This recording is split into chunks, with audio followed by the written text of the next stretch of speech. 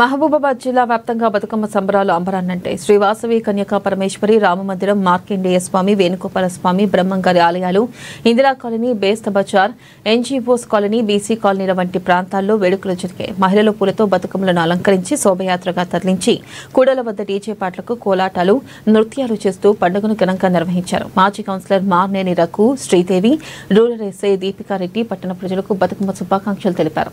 బతుకమ్మ పండుగ తెలంగాణ సంస్కృతికి ప్రతీకగా సహజ పూలను పూజించే గొప్ప పండుగ అని పేర్కొన్నారు.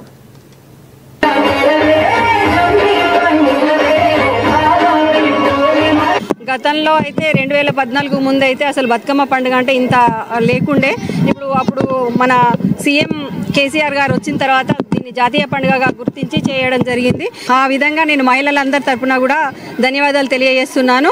మరి అంతేకాకుండా చిన్నప్పుడైతే మేము ఈ బొడ్డెమ్మల పున్నం రాగానే బొడ్డెమ్మను ఒక 9 రోజుల పాటు ఆడేది. తర్వాత ఎంగిల్ బతుకమ్మ కాంచి స్టార్ట్ అయ్యి 9 రోజుల పాటు నవరాత్రులు ఈ బతుకమ్మలను ఆడుకుంటూ ప్రతి మహిళ పుట్టింటికి వచ్చి ఈ పండుగలను ఘనంగా జరుపుకోవడం జరుగుతుంది. ప్రతి సంవత్సరం ఇక్కడ మహబాద్లో ఎన్జిఓస్ కాలనీ పార్కు ముందల బతుకమ్మ సెలబ్రేషన్స్ 9 రోజులు నిర్వహించబడతాయి. అదేవిధంగా ఈ రోజు కూడా ఎంగిలి పూల బతుకమ్మ సందర్భంగా చాలామంది మహిళా మనులు వచ్చి ఇక్కడ బతుకమ్మ సంబరాలు చేసుకోవడం జరుగుతుంది.